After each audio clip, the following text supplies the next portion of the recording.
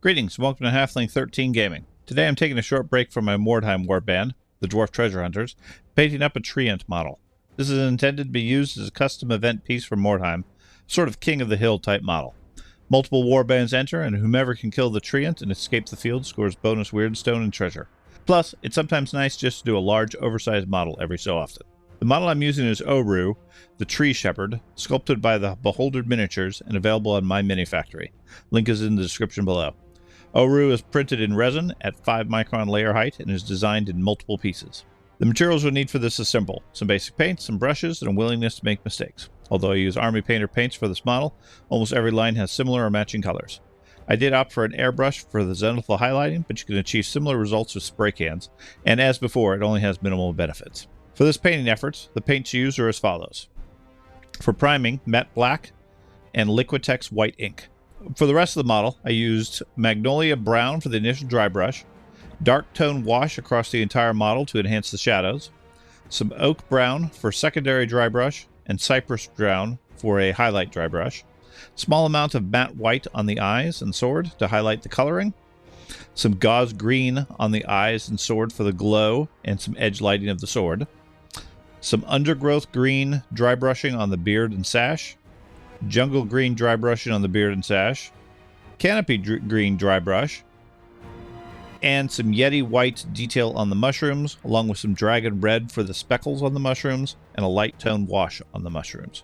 For the base, I added in a couple of additional colors. Uniform Gray was used for initial coating, Barren Yellow for the central section on the base, and then Sturland Battlemire, a Citadel Technical paint, for the center section of the base.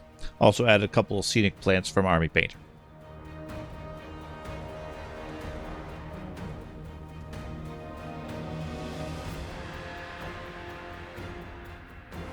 In this case, since the model is so large, I started off with the assembly. The model comes sliced into 4 pieces, so after a bit of dry fitting, I applied a bit of superglue to the joints. A brief bit of pressure later, and the model was assembled. This is a well-designed model. All of the joints fit well, and any seams are well hidden in the rest of the design. From this point, I moved directly to zenithal highlighting, since my prior efforts with primer seemed irrelevant. I'm using matte black followed by Liquitex white ink. The intent of this is to provide highlights from above. Start by spraying the entire model of black. Then spray the model from above in white, angling along the side to about 45 degrees. This should give variations of white from the top, grays on the side, and blacks in the shadows, which in theory will help with the colors later. For a model this size, the additional highlighting was much more noticeable at this stage. With the priming done, I started on the application of colors, which in this case was going to be extensive dry brushing. The organic nature of the model and the high textures meant that it was going to be the most efficient. Using Army Painter's Triad system, I started with Magnolia Brown as the dark inner layer.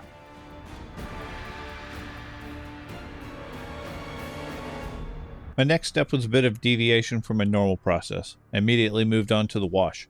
Using dark tone, I applied it across the entire model. This helped to blend both the dark magnolia color and the black of the zenithal, while also providing a transition in the shades. Doing this step now also avoids having to re-brighten the model later on.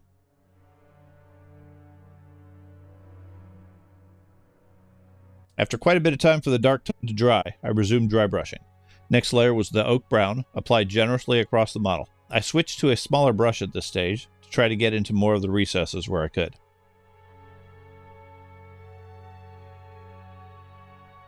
With the texture starting to show, I switched over to the highlight layer with Cypress Brown and a light dry brush over all of the body. By the end of this layer, the Treant was looking sufficiently tree-like and woody.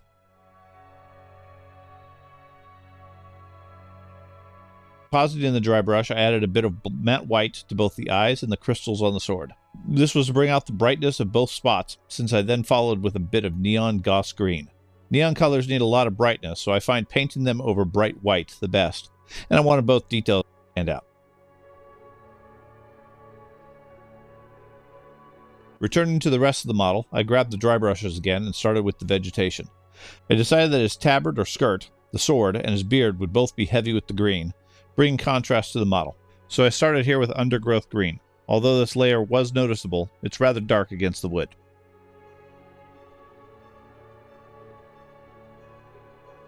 This is the second Army Painter Triad, with Jungle Green as the mid-color. This definitely started to show up as a difference, enhancing the undergrowth and contrasting with the browns. Finally, a light dry brush of canopy green completed the set and brought out the details on the pieces. Initially, this seemed very bright, but once dried, it blended in pretty well.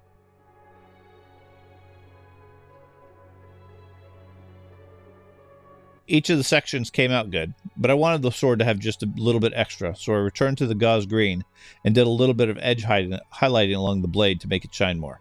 I do have to say, practicing edge highlighting is much easier on a larger model and a bit more forgiving. Now I moved on to the details. The figure is molded with numerous mushrooms growing on the legs. I opted to color these with Yeti white for a slightly gray color. That broke up the wall of brown and added a lot of interest to the model.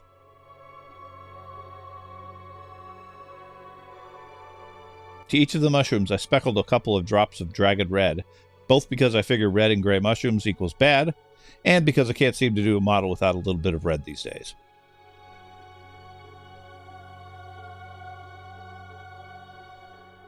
Once dry, the mushrooms were looking a little bit too bright, so I blended them in with some targeted light tone wash.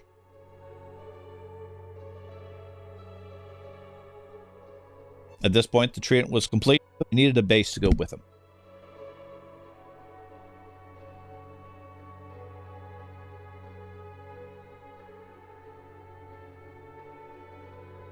The base is 3D printed in PLA by modifying another base style I already had. I scaled it up to approximately a 4-inch disc, about 200 millimeters, so that it was large but not immense, but left the thickness alone.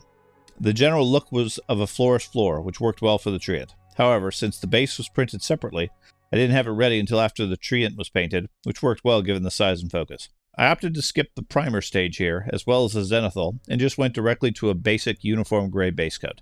Nothing too fancy, just everything gray.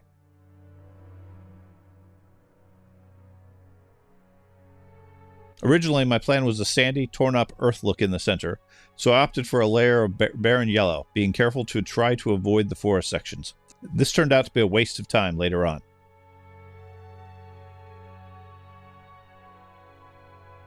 For the forest parts, I started with a direct painting of magnolia brown everywhere for the initial color.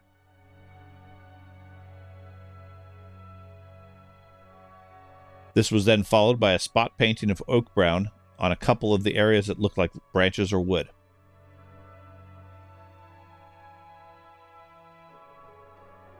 With the base coat completed, I applied the dark tone to the entire piece to build shadow.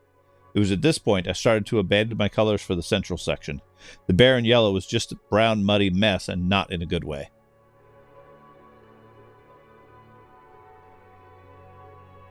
Ignoring the center for now, I moved on to dry brush with the same triads. First was a layer of oak brown everywhere.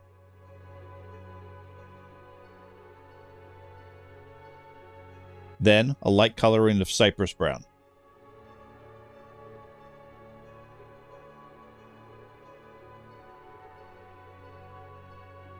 I switched briefly to a direct application of jungle green to paint in one of the leaf details, and another one or two in the central area that otherwise would have been covered by the brown dry brushing. Then I started to apply the forest colors with undergrowth green strategically dry brushed into the more textured regions.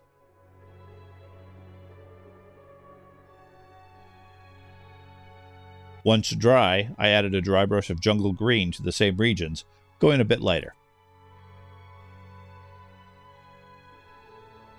Finishing up the green triad, I did a light dusting of canopy green, bringing the colors of the base in line with the main treant.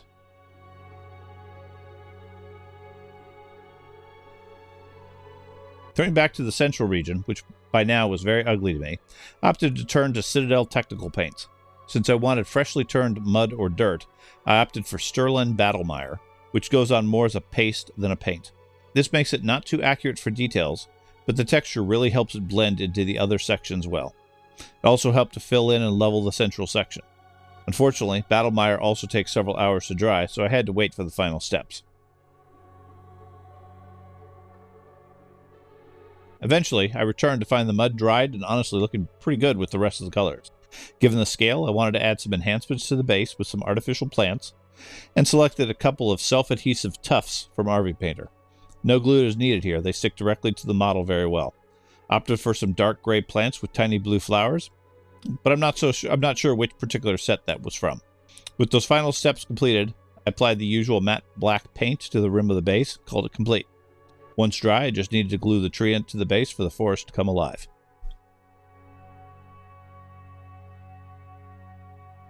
This model was a nice break from the dwarves I've been painting, and a good opportunity to practice dry brushing and edge highlighting. It was also my first time really using the triad system entirely, and I think it worked pretty well. The base had me a bit concerned. The colors were off initially, but I really do like how it turned out, and all the colors look very clean with the rest. Thank you for watching to the end. If you enjoyed this content, leave a like or subscribe to the channel for more content. We post battle reports where these models will likely make an appearance. If you have any hints, tricks, or techniques to try, leave a comment. I'm willing to experiment a bit, especially on some of the non-Legion models. I'd also be curious to see your efforts in painting for either this unit or others.